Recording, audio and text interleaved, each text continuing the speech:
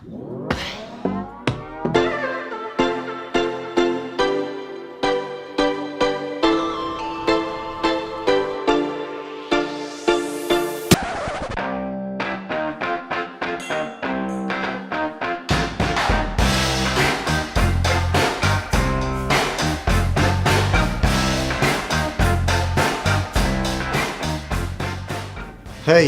jag heter Drogen och Jansson och här är mitt avsnitt av Vad har du i påsen?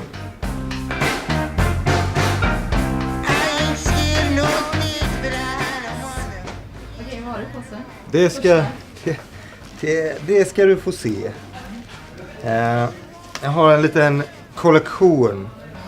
Jag går igenom lite snabbt. Ja, gör det. Så här, Negro Prison Songs, Roots of the Blues och Muddy Waters Down on Stonewall Plantation.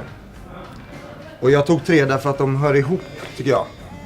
För de är inspirerade av samma person, Alan Lomax. Och liksom lite på samma sätt och med samma idé. Då tar vi den här då. Muddy Waters. Han är ju jättekänd. Nästan alla vet ju vem det är.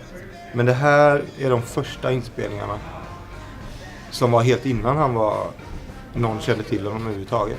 Muddy Waters kom jag i kontakt med första gången genom min pappa som spelade mycket musik för mig när jag växte upp. Så jag var ganska liten, så 10 kanske eller något, när jag började lyssna på Muddy Waters just. Och då hade jag lyssnat mycket på en skiva liksom. Och sen så upptäckte jag att det finns ju en massa mer som det ju nästan alltid gör. Och då till slut hittade jag den här då, som kanske är den som är svårast att upptäcka, eller vad man ska säga. Men som är har väldigt speciell liksom, det är något väldigt suggestivt tycker jag i liksom den typen av inspelningar. Det är sån här field recording som det kallas. De är ganska enkla inspelningar på plats liksom. Sen finns det ju bättre och sämre låtar, det gör det ju alltid liksom. Men just att känslan är så härlig i själva inspelningen. Det finns så mycket historia i dem på något sätt. Eller så här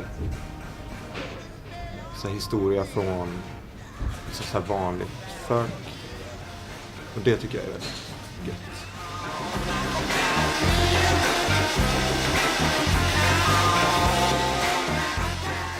Så har vi den här då. För övrigt tycker jag det är en av de snyggaste skivomslagen som finns. Den är så himla snyggt tycker jag. Så bara det räcker ju för att införskaffa den. Men den är också så här intressant på många sätt tycker jag. Den är ju som namnet föreslår, att den är inspelad på ett fängelse i USA, i södra USA. På 40-talet. Och då, det tycker jag är kul för att dels så måste de som utövar musiken måste ju vara så här kreativa med vad de har. För de har ju inte så mycket, de har ju inga instrument. Eller det är lite munspel någonstans ibland så här. Men mest så är det ju bara sång och att det är rytm på grund av det arbete de gör.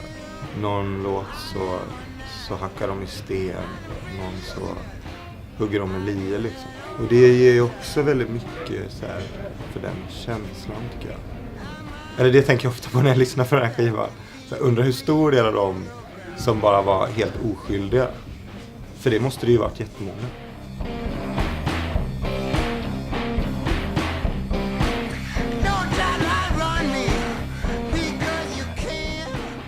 Yes. Men det här är också lite samma grej igen helt enkelt. Som sagt. Samma person som spelat in och så här field recording. Också väldigt fin.